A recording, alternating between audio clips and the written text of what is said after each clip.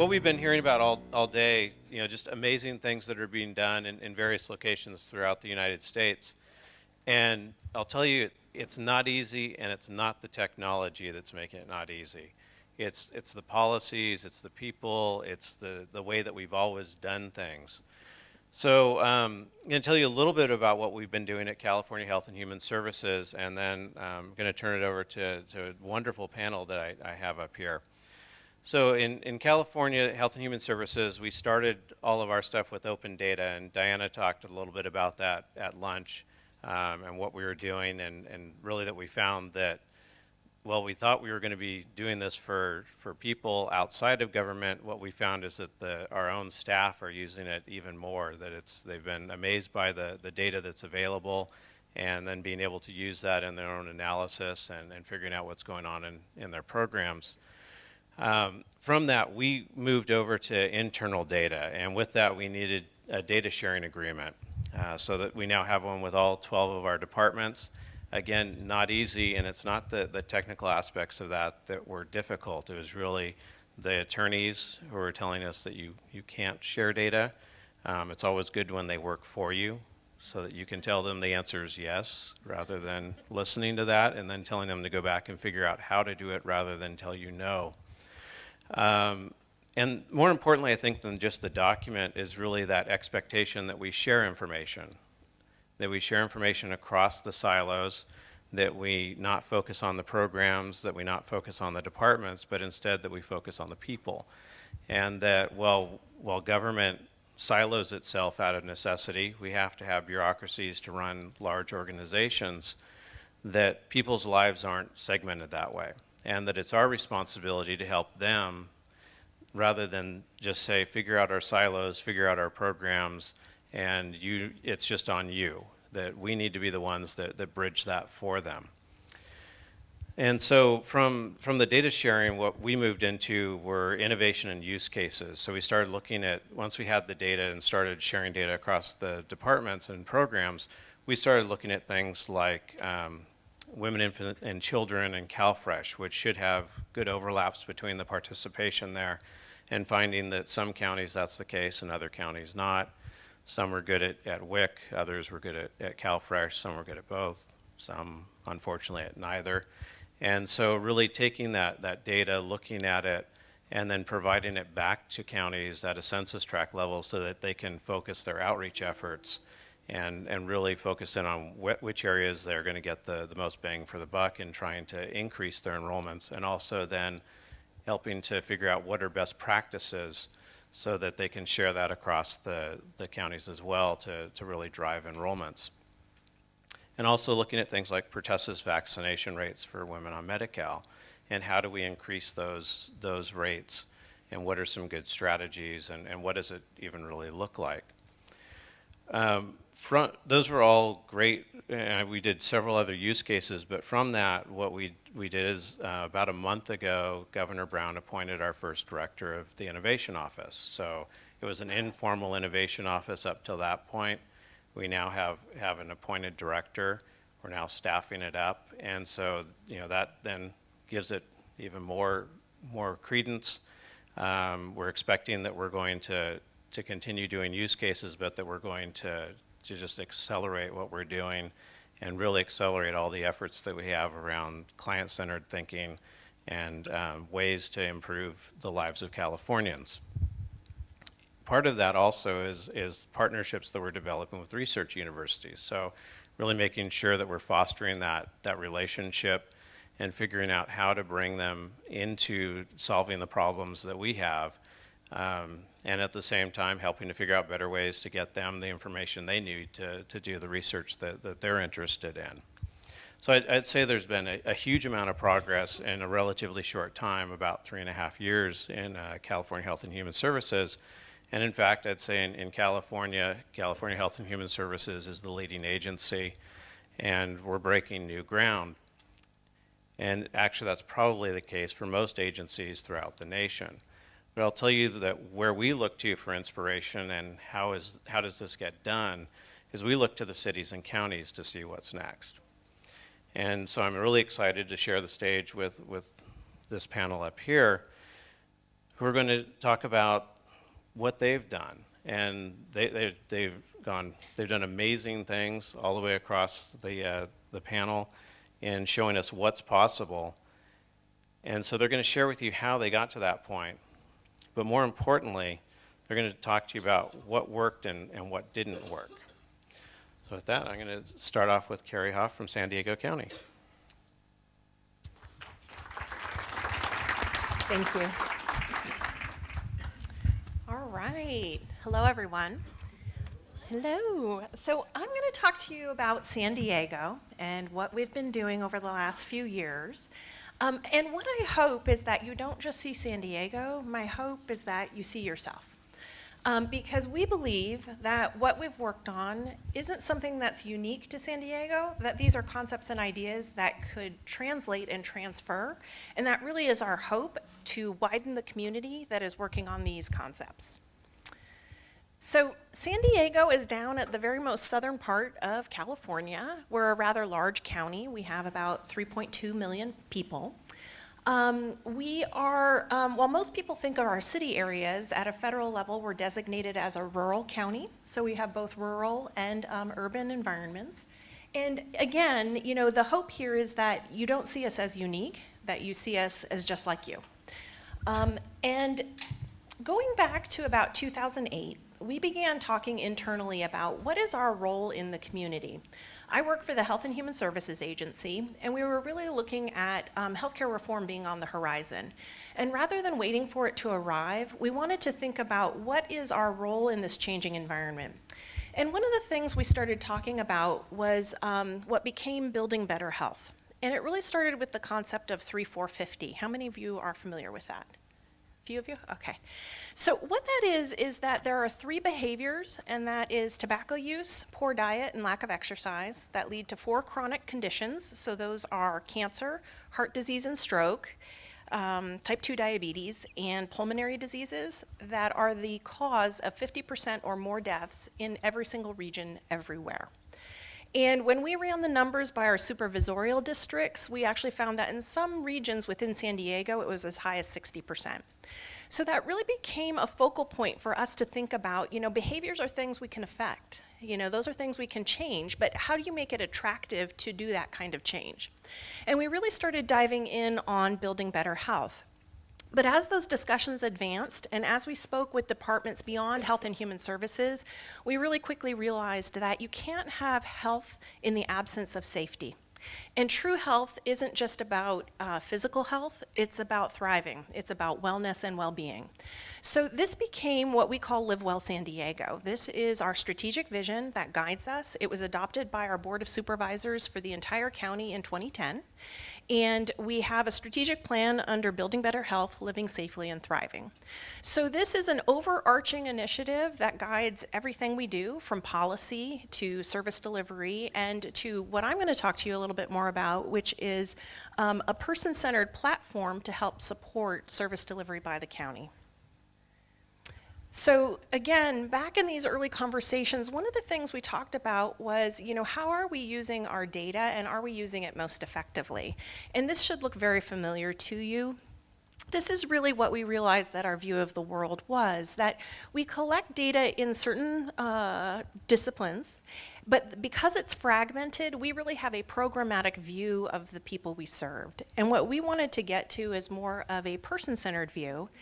And we really wanted people to be a member of their own service delivery team.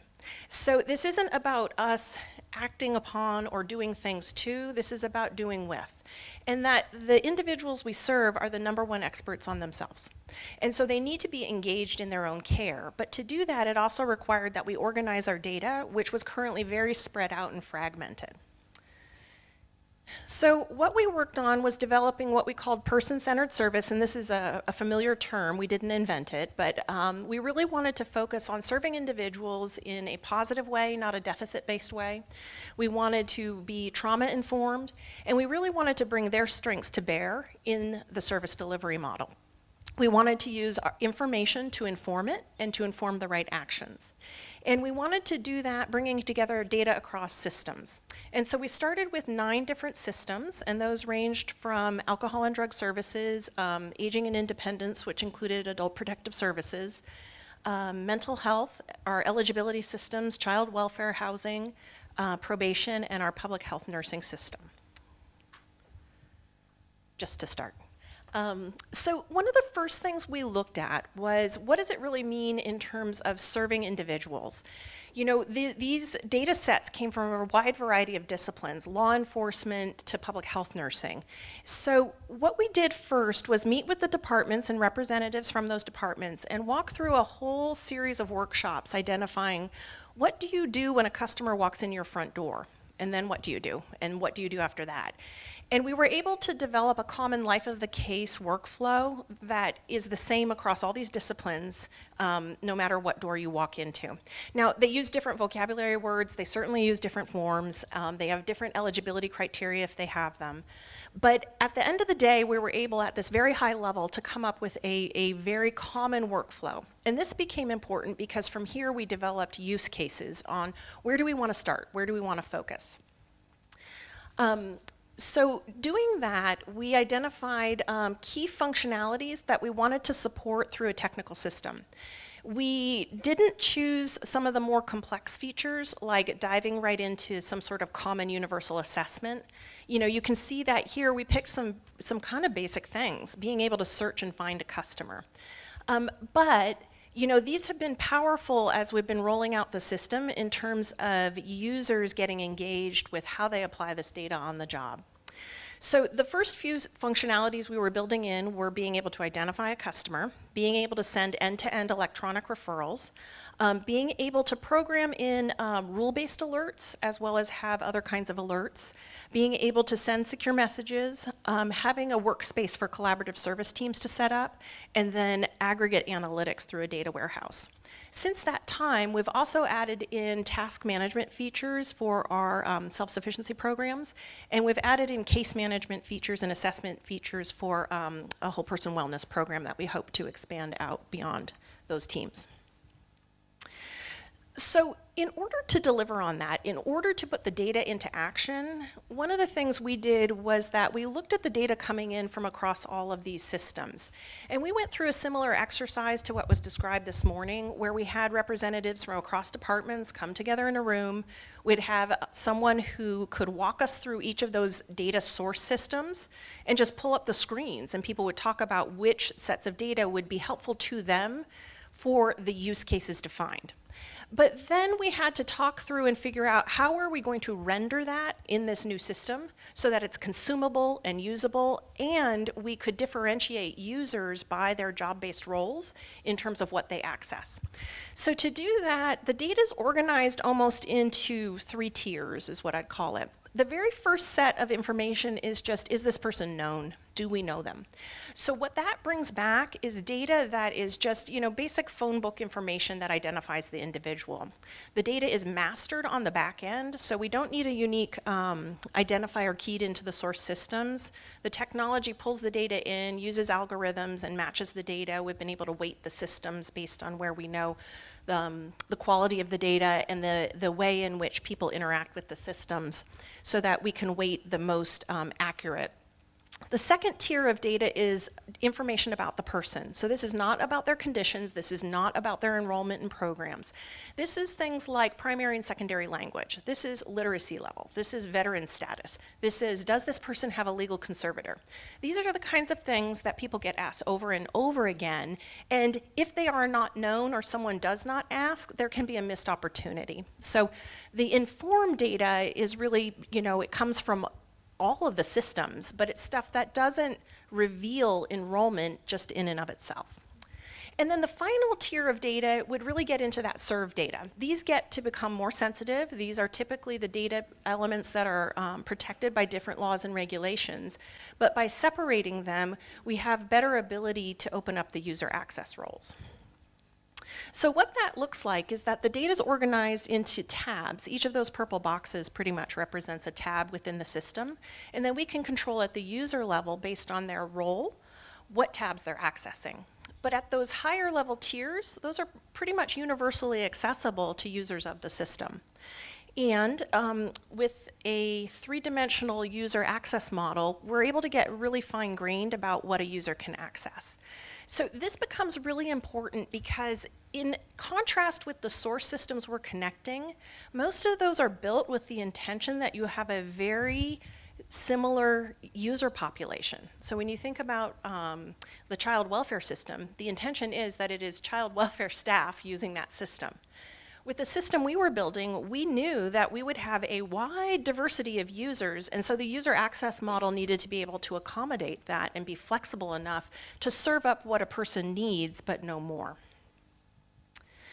So what that looks like is that the data coming in from the source systems is varied, and it makes sense. In a case management system, you're collecting not just about a diagnosis or a treatment or a plan. There's a lot more you're learning about individuals and families and collecting in that system. In that model, just calling up the Department of Alcohol and Drug Treatment and asking, what's Fred's primary language? If the department responds with the answer, they've de facto breached. But if I can separate those two questions and not reveal any enrollment, I do have an opportunity to share some of the things like language or other pieces of information. So the information comes out of those systems, goes through a technical process to transform it, then it goes through a mastering technology and gets rendered for use. Then with the user access model, what a person sees in their job role is different, and so we're able to fine-grain that. So one of the things I was asked to talk about was, what's ahead and also lessons learned. I would say where we are right now is in the rollout process. We've onboarded 4,600 county users, and next we'll be onboarding our contracted users. And also, and I'm really excited about this, engaging our customers. There's a customer portal, and what we are going to be doing before the midsummer is onboarding between 50 and 100 users to be part of a focus group to give us feedback about what features they want. We've built out some basics, but we'd really like to get their voice at the table to help guide what we're doing with that customer portal. So our staff have access, but I would say utilization is low because I think, what we're talking about is a whole change management effort in terms of thinking about your silo and your activity in a system to thinking a little bit more broadly about how to provide those wraparound services. We are seeing success, and the examples really fall in sort of those upper tiers of data of the identify and inform. So a couple of examples we've had would range from, we had a call into our Adult Protective Services hotline. It was a gentleman who was afraid for his own safety and he was fearful of someone in his household. And midway through the call, he hung up, and they did not have anything but a phone number for him. So in our system, you are able to look up by phone number, so they were able to look up using the phone number, find the address, send the social workers to do a check on his welfare and get help. We had a very similar situation in child welfare services through the hotline. But as you can see from this example, it's both very powerful, but it's a real basic nugget of information that they're using, but it's a start, so it's positive in that way. I think the other thing in terms of nonlinear transformation is that, we're really having to work with the departments and support them thinking about how do you translate what you may do manually right now, like there was mention of the multidisciplinary teams. Our child welfare department uses those extensively, but they are in a meeting room with paper, and someone has time-limited moments to hold the paper and look at it, and then it's taken back.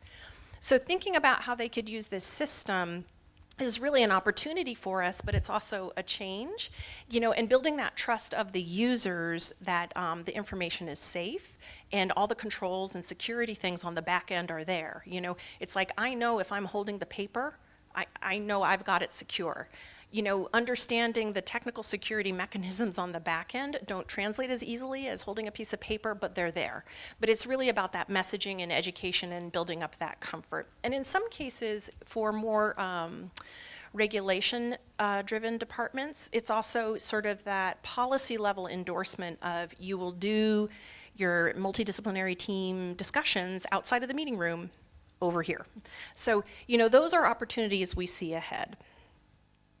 I think as we increase with maturity, one of the things that we observe is that there's the development of new practices. What we developed was really with an eye toward person-centered service, but to be real candid with you, that's not something that was developed and standardized as a whole enterprise at the point we started developing this. So there's really, maturing that needs to happen. And to that end, we have a governance group, it's called the Practices Advisory Group, and it has representation from across all the departments.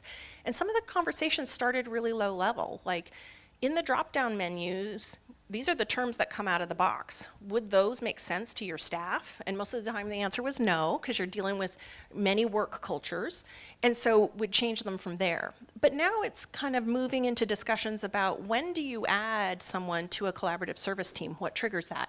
And when do you retire someone off? What triggers that? So those are the kinds of practices that without the technology weren't really even something that could be contemplated, but we need to. So I think those will be something that becomes, that is emerging. The other thing is expanding system capabilities. So when we started out, when I talked to you about the basic functionality, in a sense that's very aspirational, and that's important, and that's where we want to get to. But I think one of the most important hooks to get people there are adding in transactional capabilities. So one of the things that was in the orange was the task management features. So our eligibility staff use those task management features, and they use them every day, all day long. And so that's really good because that gets 2,500 users into the system all the time. Whereas, having to think about where do I step out of my workflow and go over here to this new system, that's a harder sell.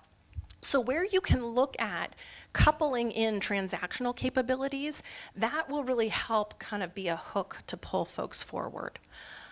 We're looking at expanding capabilities. I mean, there are always ideas for adding to it, but one of the things I'm really excited about is we are planning to make a connection to our Documentum repository. So it's an electronic repository for all our documents. And this is a real opportunity not only to render what documents someone already has given us, within their record so you can access it based on your role, but it's also a way that we can reduce what we're storing, what we're requesting, and through the customer portal, give them the ability to upload their own documents. So it's real self-service. And I think, partnering with other departments to increase use with Health and Human Services, partnering with our probation department has been a real plus. They've really focused and worked to do wraparound services for folks who are re-entering into the community and really wanting to keep recidivism low. So they've been a really good partner to work with, as well as our Department of Child Support Services. So looking for those opportunities has been really helpful for us, but I think it's something that we're going to have to constantly feed and water as we go. So, right, so thank you.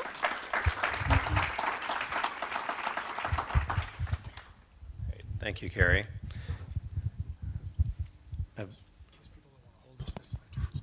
Great, thank you. Thank you.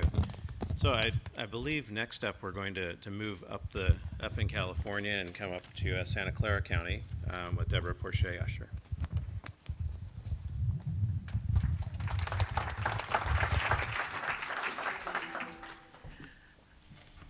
First of all, let me just say thank you for the opportunity. I want to talk a little bit about Santa Clara, and my partner in crime here is Mary Shamouel, so she is here. But I also wanted to just share with you that this takes a lot of work, a lot of time, and a lot of energy. We're also part of the Silicon Valley Regional Data Trust. And Boo Tai is also here from the county exec's office around the work that we're doing to get the MOUs to be able to allow to share data across systems. So this work requires a lot of structure, and it requires a lot of time and a lot of focus. And so what you're going to hear is about our creating the holistic view of clients by integrating our business intelligence. And what does that mean exactly? I didn't touch it. It just went by itself. And so let me start with some of the questions that we started with, especially me being relatively new to Santa Clara County. One is, what's the client's view of the services they're getting from us? What does it mean for them? What has it done for them? What has it not done for them? And then also, what does the data mean to our staff? They have data coming out of their ears. They have access to it. And in Santa Clara, we have 1.9 million residents, which is the largest, and this largest city is San Jose. So that kind of gives you the amount of data that we have. We have 2,900 employees. Most of them are social workers and eligibility workers. We provide financial, so we have financial supportive information for our employment and benefits and work-related training and services for those. We have professional, which is really our supportive services, which is training and staff development, which includes training for caregivers, which includes our IS department as well as human resources. So we have information from those. Protective services, which includes our child welfare, but our adult protective services as well. To families and individuals in need. We have general assistance. We have one of the largest ones in the state of California. Our welfare benefits range from unemployment benefits to health benefits, Medi-Cal, you heard CalFresh, which is the food stamps, cash aid, and homeless assistance, not only for some of our GA clients and some of our families, but also foster care.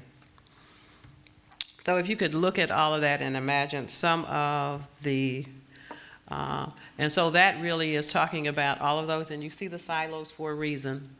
While we work collaboratively with folks across the county, we work with, I heard some other folks talk about mental behavioral health and probation. We do some cross-systems collaboration with them as well. And it is a collaboration by staff personalities. They like each other, they work together, they're invested in the fact that they know families are meeting and telling their stories multiple times. So when we began to have these conversations around how do we develop technology that helps support conversations that bring the family's worldview to the table. And we also partner with education as well. And so if I'm Mary, and that's what I tell my team all the time, I'm Mary, and someone has just called on me, I'm 10 years old, and said that my mother's not taking care of me. What does that mean exactly when I hit the door of the child welfare office? Does child welfare know that I'm also involved with the employment and benefits and my mother's getting Medi-Cal for me? That I also may be getting CalFresh?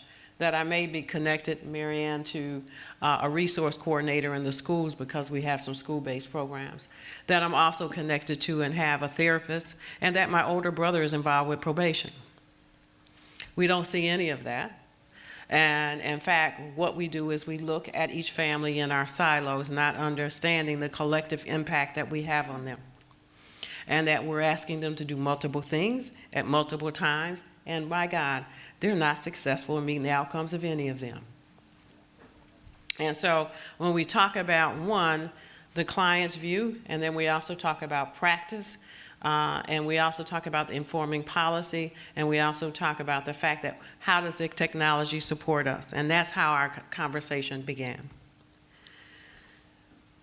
We want a single view, and you'll hear Mary talk a little bit about our clients' location in 360. We have a lot of clients in our database and trying to clean up internal databases. I may be in the child welfare system as Mary Ann T, but again, I'm in the DEB system or the employment and benefits system as Mary T. I also may be in the aging system as Mary Ann T-Mont. And so beginning to look at how do we clean up our data so we're talking about the same person across the system, and how do we begin to understand by using the address and cleaning up that data internally, and she'll talk more about that. Do we serve programs and families in multiple systems? You heard me talk about that earlier. And in fact, 9 times out of 10 we do. And so how do we identify that? And more importantly, how do we identify when they hit another service door? So that when they're coming in the system, they're already involved in 3, but then they're hitting the service door, because that should tell the other 3 that there's another component and they need to change their service delivery. Part of the conversation also is about the fact that we focus on the services we provide folks. We don't focus on the service delivery. And that's something that would help us to get to that. Our clients' language. Similarly, we have statistics regarding client language and e-source systems. We have a very diverse population. Basically, we have one of the largest Hispanic populations as well as Asian populations would have a variety of language in each. And so we capture that data, begin to look at the customers that we're serving and to what extent we have the staff that's available to do that across systems. But that still doesn't give us a full picture of the clients because, again, the data doesn't inform, it just begins to help us generate questions. It doesn't affirm the biases that we already had, and I know in one of our earlier conversations we talked about that, is that when we're talking about data, it's not that we're coming to data with the understanding that we know the solution already. In essence, we're coming to it to try to get information more about the clients, where they live, the communities that they live in, and what are some of those resiliency factors. So what is MDM and why are we excited about it? One is a mass data integrated system that allows us to begin to have a warehouse of sorts. I'm not a technology person, so excuse me if I use my terminology, she'll straighten me out. I do know it is one where it helps drive the tools. It is a database or a system that we can develop to allow sharing of information across systems. However, that's not where you start. Again, you heard me talk earlier about the client's voice and lens. We have to start there. Then we begin to look at what are the practices that drive a more appropriately service delivery system that meets the needs of those clients, and then establish the standards that and the governance that we demand from technology. Technology has to be driven by the needs of the clients and the practice and the policies. It does not drive the reverse. And so it's taken us a long time to begin to have those conversations to get the input from the organization around that. So our SSA, we're currently focusing on the client data. And our target, what is Matter Data Tech Target 2000 and source, okay? And then I'm gonna turn it over to you. Thank you. As Debra was stating, we do have a robust business intelligence environment. We can look at cases in each silos. We can drill down to the most detailed level of the case information, but that doesn't give us the 360 view. It doesn't give us the horizontal view of our clients. Hence, we went with the MDM to really help us to get where we want to go. So the goal of the MDM, the master data management, is for us to get the 360 view of our clients. Number one, we need to get the golden record, which means standardized information about the person, the entity is known, validated across the systems. We need to see the relationships of individuals across all of the systems. We are standardizing the addresses, so the addresses in all of the systems will be based on real addresses, so there'll be some corrections. Data quality is a key, and MDM will help us improve data quality as we start ingesting the data and getting the responses back. And again, as you mentioned, we'll have algorithms, and we will be basing the percentages of accuracy based on some notion of our belief that is good enough. And then we want to see the relationships. We want to see the relationship of the family and the family makeup, and they're existing across the systems. And I need to go and talk about a little bit about our data warehouse, is that they're all operational. And then we're using the task management as well for performance measures and KPIs. And I think that's where we really started getting traction in our business intelligence usage, because that is what's in it for them, is they want to make sure that they're meeting their mandated responses, the RRRs, and then case management. So the task management tool was a way that the eligibility and benefit, which is about 1,500 employees, are using it day in, day out. So that's just a side note about task management. So these are some of the things, the goals of the master data management. We want to look at across the systems, and the system will spit out the relationship. We will know, for example, if a child in the child welfare system has a mother or a parent or a foster parent in the benefit system. They're getting Medi-Cal, they're getting food stamps, they're getting CalWorks. So we want to see all of those relationships.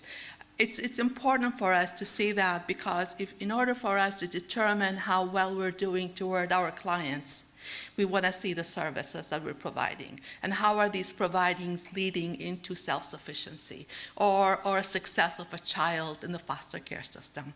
Without having those integrated views of the clients, we cannot achieve that goal. So that's the basic. That's why we started it at the Social Services Agency. However, our goals are much bigger than that. So the family relationship is very important for us. As we dug into the system, we realized there were more than 30 different relationships a child can have in this system.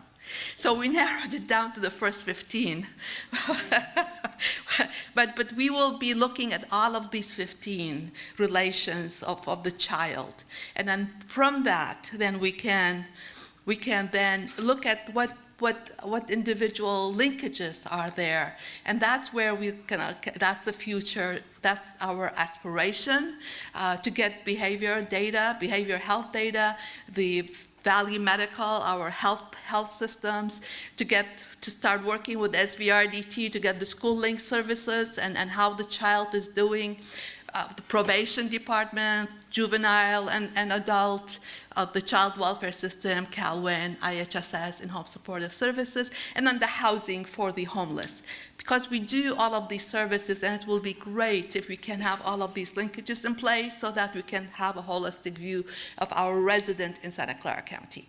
And that's I think, once we get there, I think we've established some sort of a way for us then to start expanding it to further to the community, the CBOs who really need to see some of that data. The setup, the environment will be based on need to know. The security will be in place. And I believe that employees will benefit from that. Not only that, it will give us the addresses where the child resides, where the relatives reside, and the interconnections of the child and the system. So these are some of the benefit of the family relationship. The other benefit is that expanded benefit. So for example, as Debra said, Mary T, we can click on Mary T and we can see all of the relatives. The brother, for example, then we can go and click on the brother, and then the brother view will come into place, and we'll see all of the relationship of the brother. So I think that too will help the social workers, the program folks to really hone in on information that are buried in the child welfare system. It's very difficult just to look at one screen to see all of that data and really get an understanding of the child and the child relationship. Again, the goal is to provide better services and then really help them with making informed decisions about the things that they want to do. That's another view of the 360 view of the clients. So a person can enter a name or a social security or an address, and from that, the view will look at all of the services that person is getting. And then will be a potential that, for example, if the client is getting CalFresh, they're not getting Medi-Cal, it will be something for the eligibility worker to say, we may look at and see, offer these kind of benefits. So I think it gives a holistic view of the client, number one. Number two, it will allow us to provide better services. So that's our 360 view. It's aspirational, and we're hoping that the system will be in place by June, by end of June of this year, and I'm hoping that next year we can give you a live demo.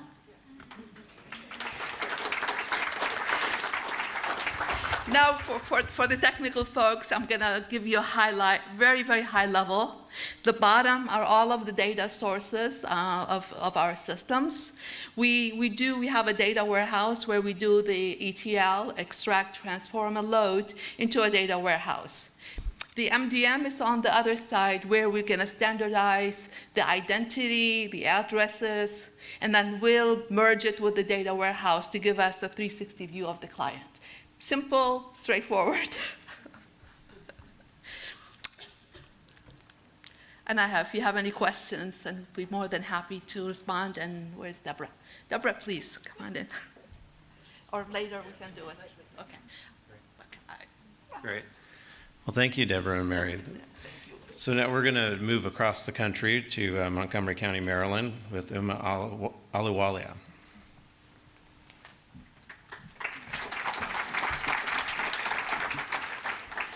So, Daniel said this was a TED Talk, and you should have 3 slides. So I blew it. My slides are not going to be nearly as informative as everybody else's, but hopefully my talk will be, so you have to pay attention.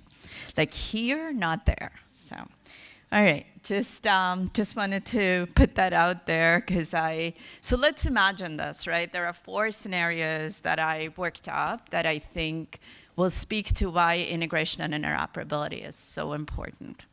So the first, a homeless diabetic, 72 years old, who's also suffering with schizophrenia, right? That's our world. Okay, the second scenario, a homeless mom who's waiting to reunify with her child who's in the foster care system, and the only barrier is housing. The child welfare worker is looking to help mom with housing, and mom has gone to our homeless services site asking for housing. So there's duplication of case effort going on, right? Third scenario, an overdose victim who is outreached in the emergency room with treatment options, but who worries about his mother, his 80-year-old mother, who's waiting for him to come home and whose Social Security check is keeping a roof over both their heads, right? And then the last scenario, the at-risk 16-year-old youth who is truant, now pregnant, has been suspended for smoking in the school bathroom. I'm throwing the kitchen sink at this poor kid. And in the school bathroom, is living in a single-parent household where mom is working 2 jobs and has 2 younger siblings. We can all relate to these case scenarios, right? This is our world. So who are we in Montgomery County? We're a community of about 1.1 million residents. It doesn't matter, I don't have slides. Okay, everybody turn to look and see what's going on up there. So let me just stay here for a second. I actually don't have slides. So we have 1.1 million residents. 35% of our population is foreign-born. Over 55% of our population is ethnic minority.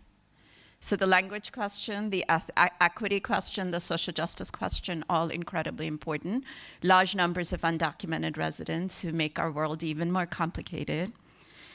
And into this environment comes 22 years ago an integrated health and human services department that has aging and disability services, behavioral health, public health, children, youth, and family services. That includes eligibility, early childhood, child welfare, juvenile diversion, positive youth development, community schools, right? Very rich. Homeless services in the entire continuum, prevention as well as shelter-based, and then the Community Action Agency and our anti-poverty program. So we've got just about every pretty broad menu. And when I started 11 and a half years ago, the department was co-located with all these services, but not truly integrated. So you start asking the question, my boss asked me this question, and I say this all the time. I said this to him the other day. He asked me in my interview, what's the value of an integrated health and human services department? Right? Is it creating more of a bureaucracy, or is it to simplify access and experiences for our end users, our clients, our customers? Should they carry this huge Rolodex of business cards for social workers, nurses, therapists, you name it, right? Or is it up to us to figure that out and not put further harm and trauma on clients who are already traumatized? So that was the value proposition I started with when I walked in the door. And I said, and you don't want to undo all the work that's happened over 11 years, or 20, at that time, 11 years, right? I've been there 11 years. And so it was more, what's the practice model? And so I will say, before we get to the technology, there are two things we need to do. Build out your practice, build out your policy. So you really need to know why to integrate, what's the purpose? We're not integrating for the heck of, and what should that model look like? How do you resolve disputes? So if child welfare and behavioral health are quarreling with each other as to how the services should be delivered, or homelessness is in the mix, and child welfare is always going to have the legal stick, and they're going to come out ahead, but the others are important too. How are you going to resolve these issues?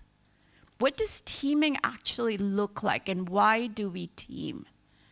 Why do we want to see the information? Is it because someone has a need to know, has a yen to know, or it's actually because it's going to improve outcome in practice? These are important questions to answer, not just because, well, we're an integrated department, so everybody should see everything. That doesn't cut it. And then the policy environment, how do you fix, and Carrie's absolutely right, some policy questions you don't get to answer till you go live. And Stuart's sitting in the back, he was really instrumental in getting us off the ground. But one of the things he used to always say, and we still say, don't let perfect be the enemy of the good. Right? So don't keep searching for perfection. There are points at which you just go live, and then you deal with what comes at you. But the policy question, the biggest elephant in the room is confidentiality, privacy. Figure it out. Because if you don't answer those questions, your staff will kill the system before it gets off the ground. Right? Because our schools are, I'm a social worker, we're taught that we're the only ones who can get it right. Nurses will say the same thing to you, so will therapists. We're the only ones who can get it right. And because we're the only ones who can get it right, we must hoard all the information. Good God, if we shared it, something bad's going to happen, right? We all know this. Richard's laughing over that. It's true. It's absolutely true. So oh, not nice. So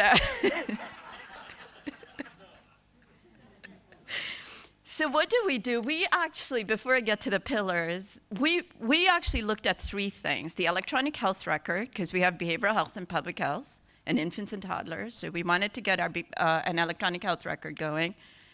And I remember, Daniel, when the ACA passed, we were actually having the Stewards of Care, Stewards of Change Symposium in Connecticut at that time at Yale when it passed. We were all watching the vote. But the electronic health record, the electronic content management system, which is your document retention, and the integrated case management system. And so we have implemented at this point all three. And all three are linked together to give us the master data and master client index. So that part is all done. We went live March 31st of last year. We were done. So our entire enterprise is now on these three systems, and every night there's a feed that goes from the EHR into the integrated case management system, which is where the master client index resides. So we're there, but we have challenges, and I'll tell you what they are. So, all right, so the key to this, now let's look at it. Well, we wanted an integrated system. What does that really mean? What does no wrong door mean? And there are three phases as we think about three buckets of work. The front door, want to integrate the front door.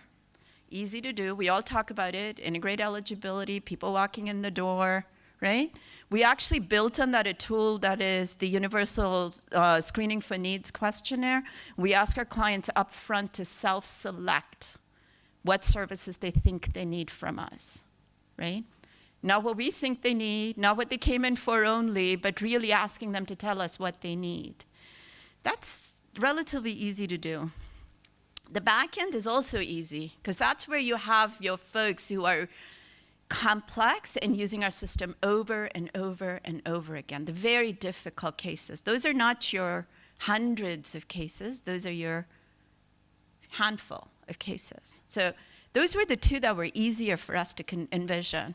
What sits in the middle gray space is the folks who haven't gotten to the crisis but who are receiving services.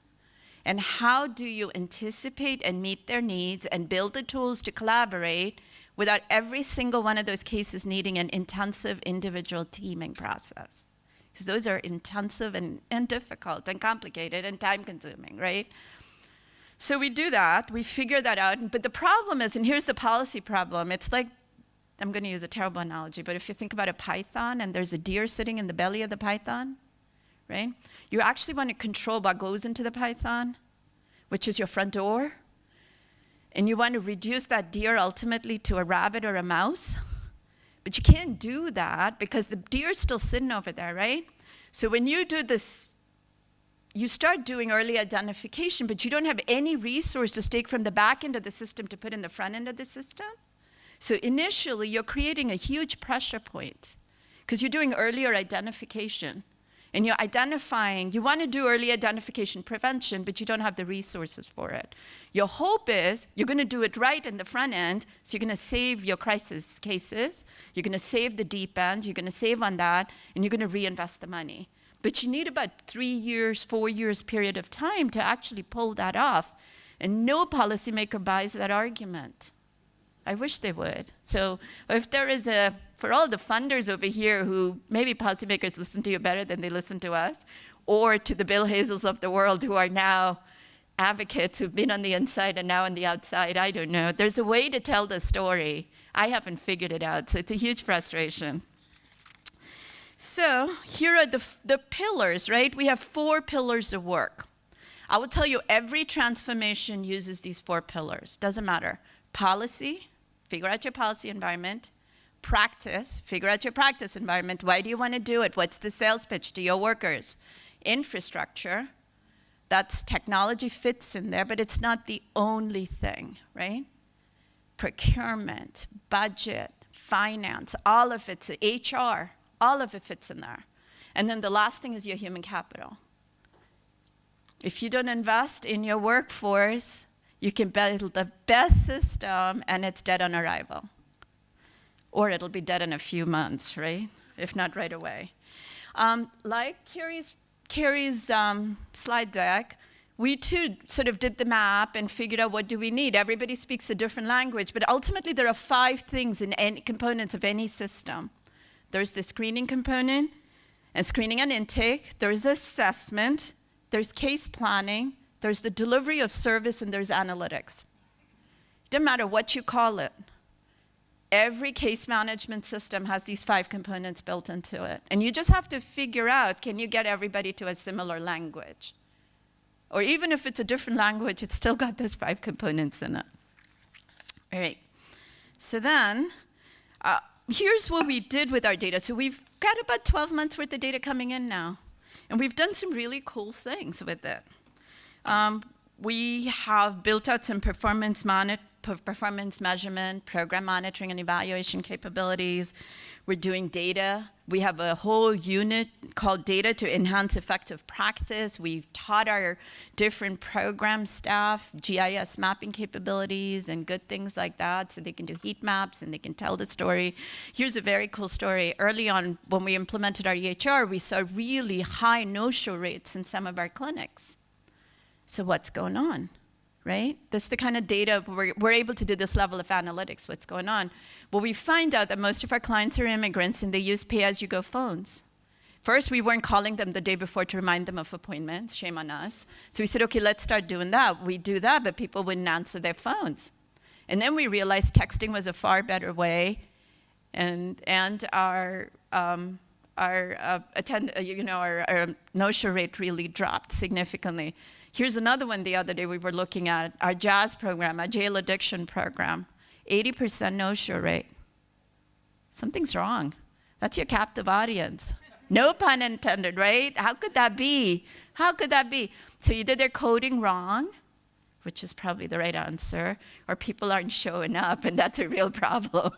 We should shut our program down. So you start using the data to answer some really interesting questions.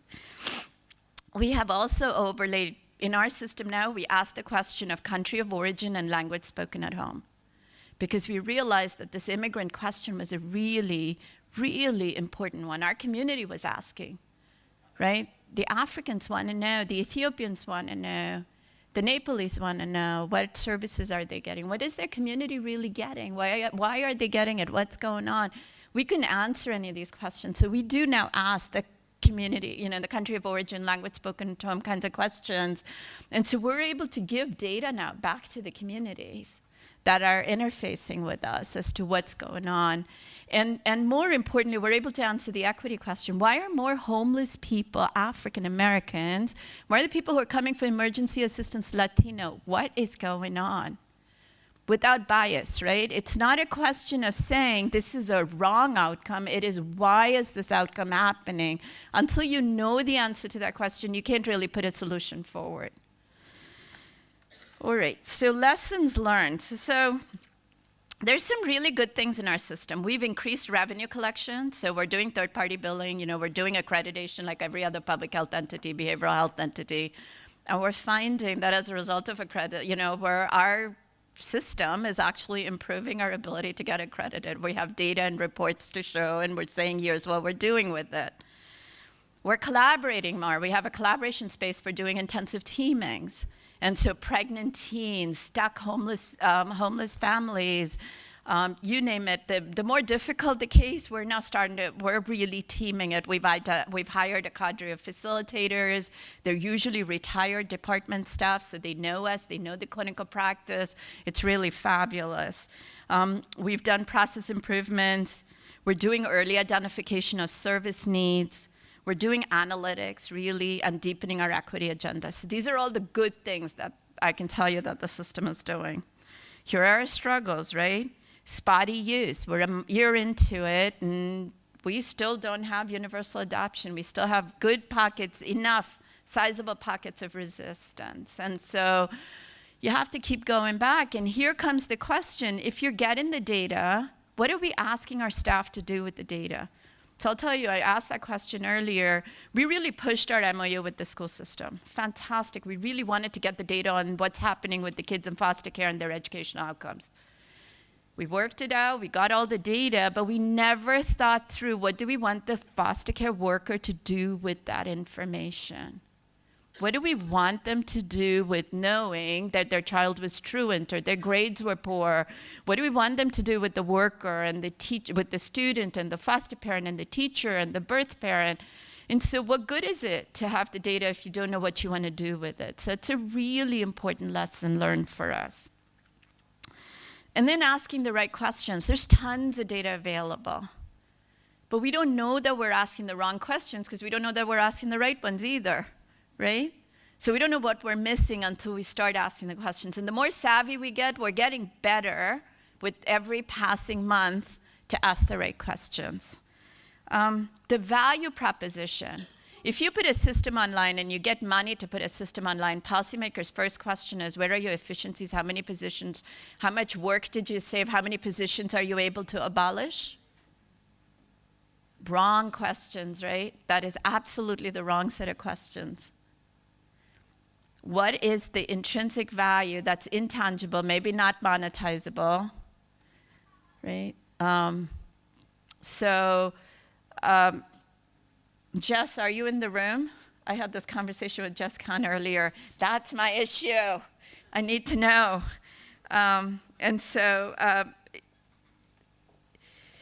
Screening, and this other thing about work effort, right? We have 4 generations of workers in my workplace, same probably with you, right? We have the boomers, the Xers, the Yers, and the millennials.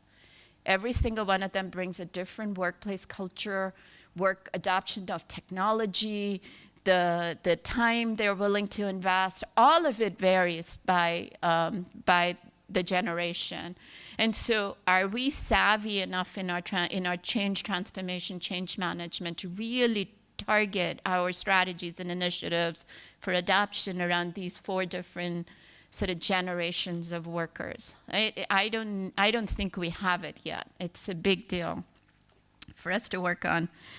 So, and then our state's doing a massive 90-10 MD Think, they call it, new transformation project. We were very clever. We knew early on we weren't going to do any of the eligibility programs locally because we were going to wait for the state to do that. So we don't have that, but building out the interfaces and making sure that they know we're doing this is really important. And so here's the part, right? The state's struggling with some of their confidentiality privacy issues. So we think we've worked it out. We've been doing it for a while. but I'm so frightened that if you put 3 lawyers in a room and look at a particular policy, you'll get 3 interpretations. And I do not want the state to look at it unless they can give me some assurance that they're not going to undo my work, right? Otherwise, I'm going to take my marbles and I'm going home. So I had to have this conversation with the secretary, right? I said, I'm happy to give you everything we have. We have worked on it. We feel it's very defensible. We've had the GAO look at it. We've had ACF come and look at it. We've had lots of people come and look at it. But the state AG carries a lot of weight. And so where is the answer to that, right? Everybody should not have to figure out their own confidentiality privacy environment. We should not have to redo it. We've done it. San Diego's done it. Allegheny County has done it. We have figured it out. We're happy to share, but only if the auditors don't come after us. So I think that's about all. Oh, the last thing is, when we did the screening for needs, it added for the eligibility workers 20 more minutes to their work per case processing. And there's not the time for that. They do not have the time to do that. That is the problem. So if we don't see adoption, some of the real pockets of resistance have to do with work effort, workload, which is also why you want to put more resources on your front end, and we don't have the ability to do that, right? So you're starting with one leg and one arm tied already. Like you really don't have, you're crippled even as you're starting out the gate, even with the best of intentions. And so I see Raquel nodding over there vigorously. She knows my pain. So that's a little bit of our story. We're in a very exciting place. All that being said, we really did have a goal 11 years into it. We think we don't have anybody in the department now who says, I work for the health department. They're very clear they're working for the Health and Human Services Department. Like a very small thing, but it makes a big difference. So I think we have done well. There's a lot to do and just exciting times. So thank you.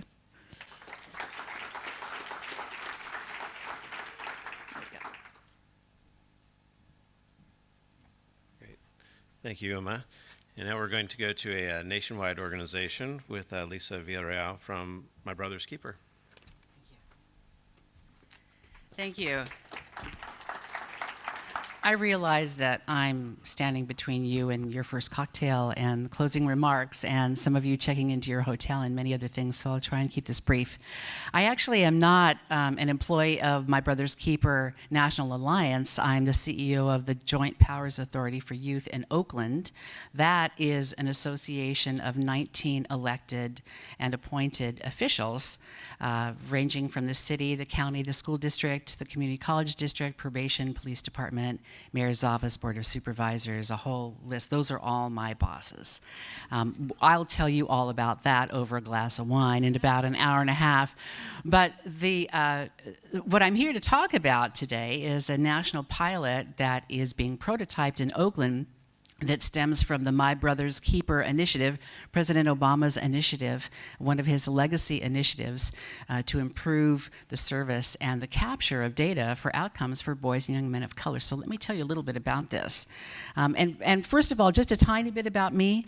I've actually participated in the consultation and development of about 9 different state, county, or local data capture systems over the last 20 years, and I will tell you that each one has focused increasingly on looking at disparities, particularly racial disparities that exist in our institutionalized grants, contracts, and programs. So one of the things that's important to keep in mind is when we get to the part about why do this, and I think it was mentioned by one of the gentlemen that I'm looking over here right now, is that our systems are designed to create the precise results we're getting right now.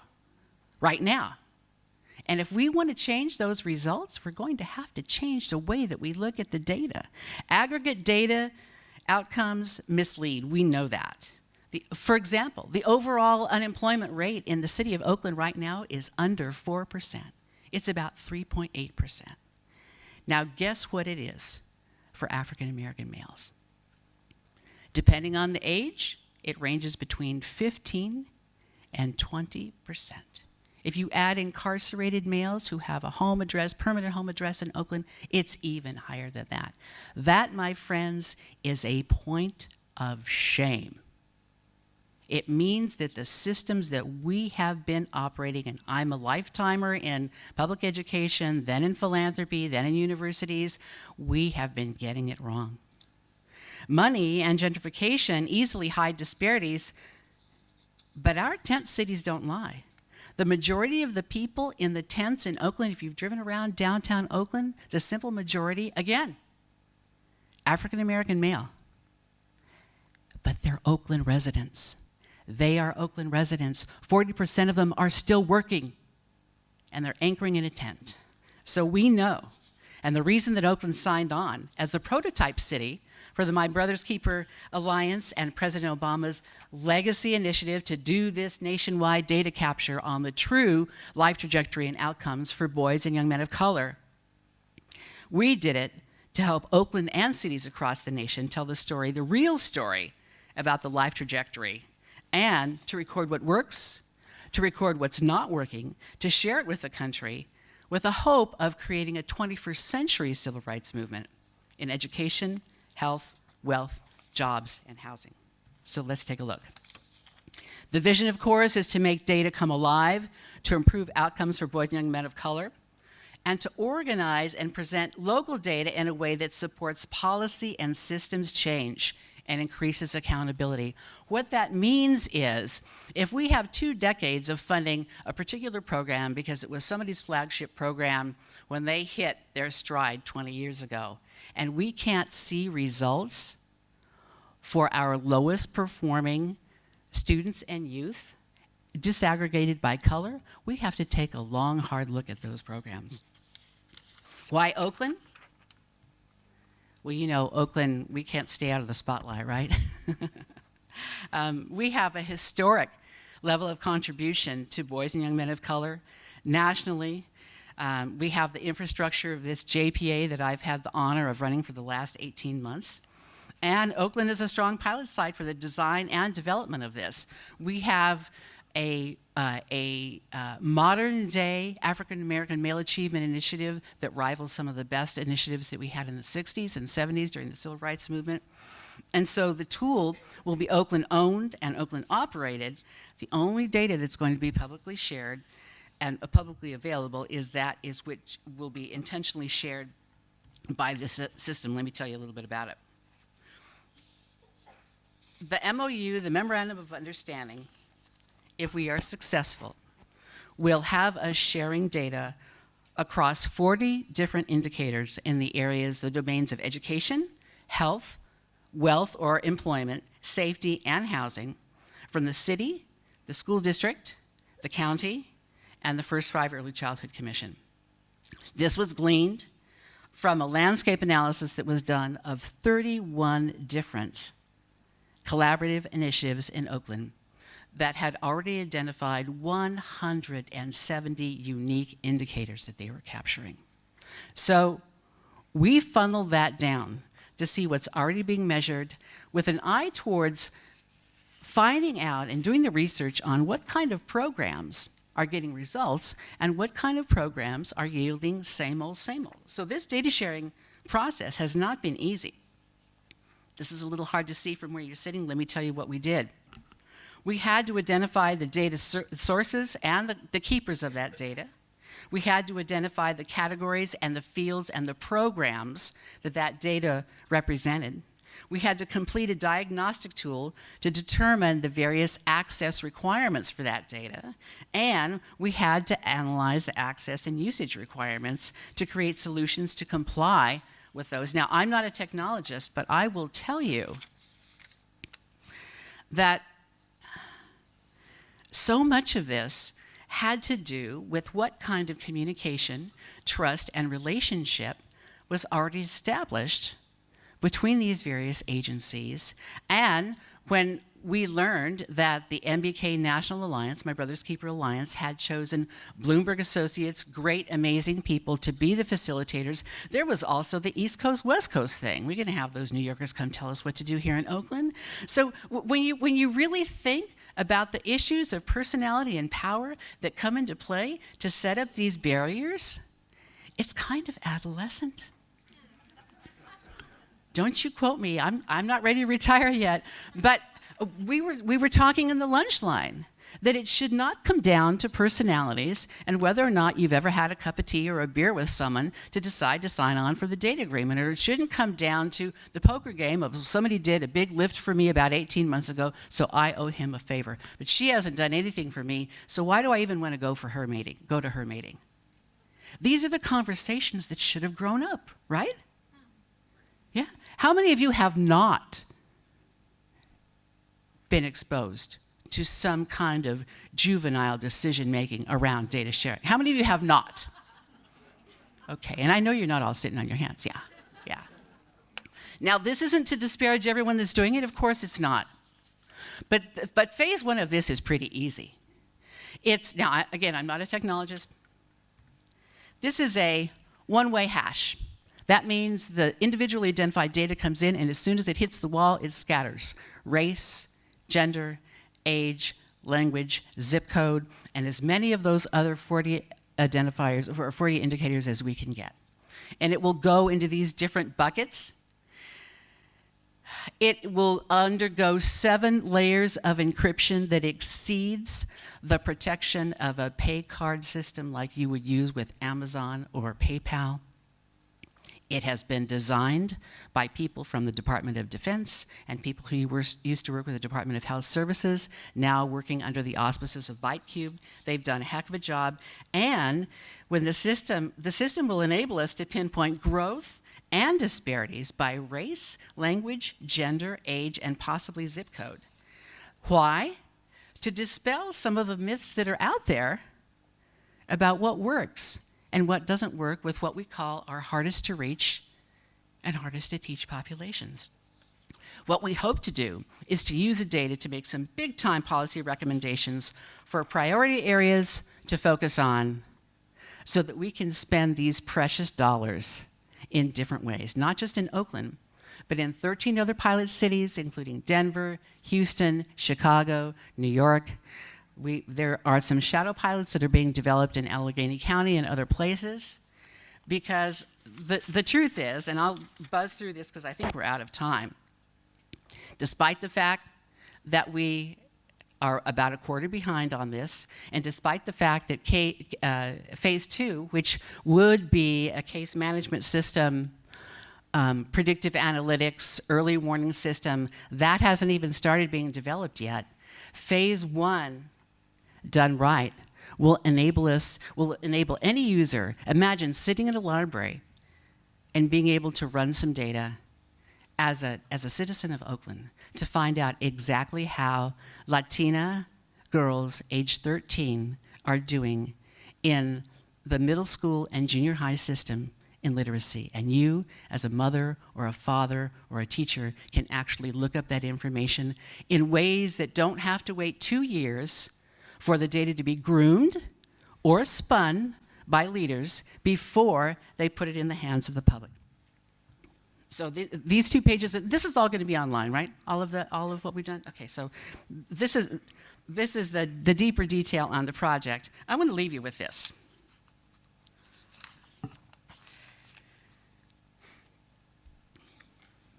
I believe that across all of our programs for children, youth, and families, and across all the successes that we think we've accomplished in our so important lives, successes that we have claimed and we've gotten raises for, we've gotten bonuses for, and we've created entire departments around, all of these successes, the time has come for us to note that if our programs and interventions are not making a difference for the groups who have the highest disparity gaps, we can no longer claim success at all. We can't. My hope is that today we can commit to use data to dispel the myths that are out there regarding racial disparities, to look at the truth and to ask, what's the do different? What's the do different? What are the do different in terms of programs? People talk about the fuzziness of mentoring and apprenticeships and job training. What's the do different? Who is really being successful and with whom? So I'll leave you with this quote. President John F. Kennedy said, "The greatest enemy of the truth is very often not the lie, deliberate, contrived, and dishonest, but it's the myth, persistent, persuasive, and unrealistic." Tonight, I wish you the ability to use your data, to dispel myths, to get to the truth, to serve the children and youth that are the subject of the reason why all of us have a job. Thank you.